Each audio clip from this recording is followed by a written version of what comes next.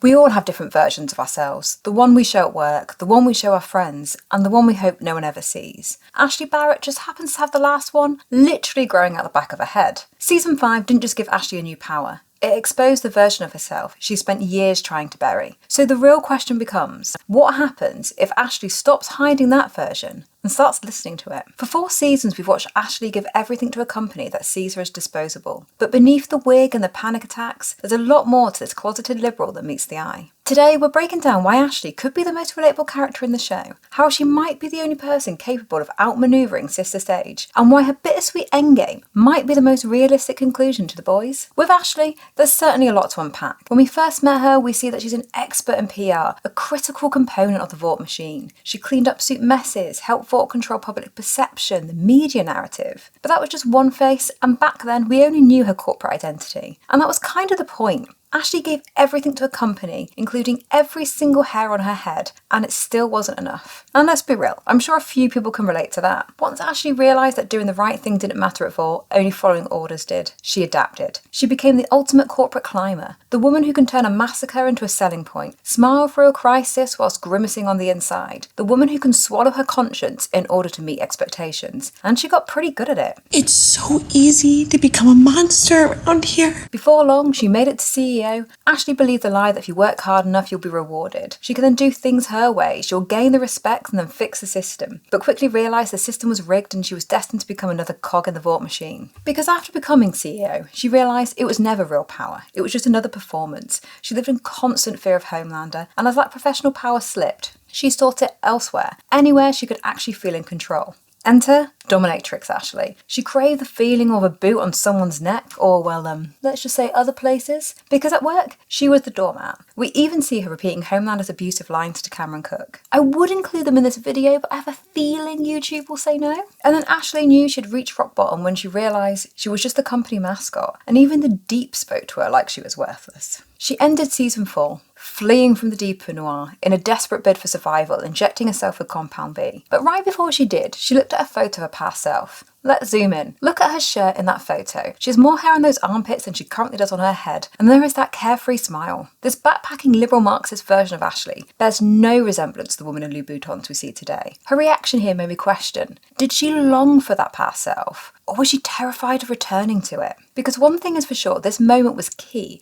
in dictating what her suit power was. By season 5, we see Vice President Ashley. She's acting confident with her newfound mind-reading skills, working the press room with ease. But we quickly see it's just another act, a projection of how she wants to be seen. Because underneath it all, she is still the scared, humiliated Ashley we have seen before. And shortly after, we were treated to the new face of Ashley Barrett, the happily married evangelical conservative, which may be her most extreme performance yet. We all know she didn't find God. She found a brand that would make her marketable in a fascist administration. Ashley created brands for soup, and now it was her turn to play her part. Because after all, as pointed out by Sage, no one was getting behind a single female president. But despite the barriers, she still has her eyes on that presidential position, on her endless quest for power. I mean, she is clearly kidding herself that things will be different if she did get that role, given the fact that in Homelander's America, the president is just a bartender specialising in milk and Manhattans. And then there's her new soup power. Did it give her the edge she was hoping for? Well, not exactly. She hates it. After the season 4 finale, the theories went into overdrive. Would she be Hulk Ashley? Would she be Medusa? I personally love the idea that she could control hair, but unlike Bushmaster, she could also control other people's hair. Imagine her puppeteering all of Homelander's grey hairs in those test tubes and chasing him around until he went insane. But instead, the writers nailed it. It feeds into her ability to understand what people want, how to control the narrative, make people marketable, whilst being embarrassing and providing the physical manifestation of her cognitive dissonance. Enter her literal new face,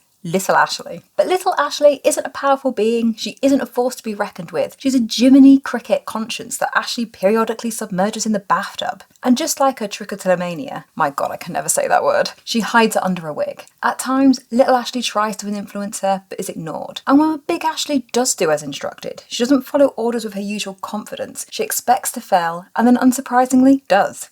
And to top it off, even her mind-reading ability appears to have limits. Despite her efforts, she can't read Sage's mind, the one that really would give her the advantage. With Ashley having these various sides of her personas and her newfound ability, in the final fight, Which side will she choose? We have seen Ashley cover up Soup crimes, remain obedient to Vought, do what she can to succeed in the system. She fakes agreement with everything Homelander says, and does what he commands, but this is out of fear, and fear does not equate to loyalty. And despite this, she does have her quiet, heroic moments, firing her sister to save them, and despite the risks of being caught, she still deleted that footage to protect Maeve. But equally, there are times when she could have helped, but chose not to, like taking the spot on the helicopter, leaving the other Ashley behind. She protected A-Train from being outed as the mole, but was that loyalty or just survival and an opportunity to get revenge on Cameron Cook? Looking at the scene, she clearly enjoyed his demise, almost as much as she enjoyed watching Homelander instructing the Deep to, So let's not pretend Ashley is a hero. She isn't an agent of good, and the only side she would pick in the end is Team Ashley. The Boys has never been a typical story of good versus evil. It asks how defining our trauma is, and how far someone can go before they're past the point of redemption. What do you guys think? Is Ashley past that point? Or does she even need a redemption in a world this messed up?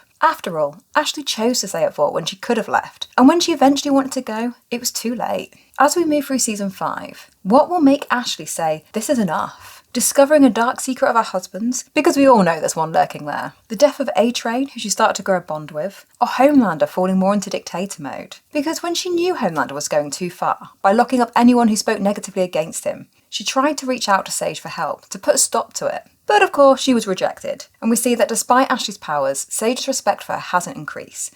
To Sage, Ashley is still just a privileged clown. She underestimates her. And this is exactly where Sage makes her first, and likely last mistake. Sage and Ashley should be allies. The strategists, the propagandists, the key components of Homelander's regime. Instead, they are at odds. Sage understands strategy, history, patterns, but she is arrogant. Ashley, on the other hand, spent years reading rooms, reading crises, understanding Vaught's America. Her entire job is the weaponization of emotional intelligence. However, currently the Ashley we see is full of fear, internal conflict, and self-doubt, meaning she's no match for Sage. But we have seen in Gen V that powers in this universe can be leveled up. If Ashley embraces little Ashley, if she stops hiding her under that wig, stops hiding the shame, stops hiding the past, her powers could evolve. She could reach her full potential. Imagine Ashley reading Sage's mind. Imagine Ashley knowing every move Sage is about to make. Imagine Sage facing someone she can't predict. In a battle of pure IQ, Sage wins. But in a battle of psychological warfare, a self-assured, leveled up Ashley might be the most dangerous opponent Sage has ever gone up against. So what does a satisfying ending look like for Ashley? Let's be honest, this show is not going to end in sunshines and rainbows. I can see a fitting ending for Ashley where in the final episode she is opening a rebranded, cleaned up Vought with a new team, maybe Ryan and the Gen V kids. The system doesn't collapse, it just gets a new face. But what do you guys think? Is Ashley a victim or a villain? Is the backpacker still in there? Or is little Ashley going to be spending more time in the bathtub? And which of Ashley's faces is your favourite? Let me know in the comments below, and as always, I'll see you next time.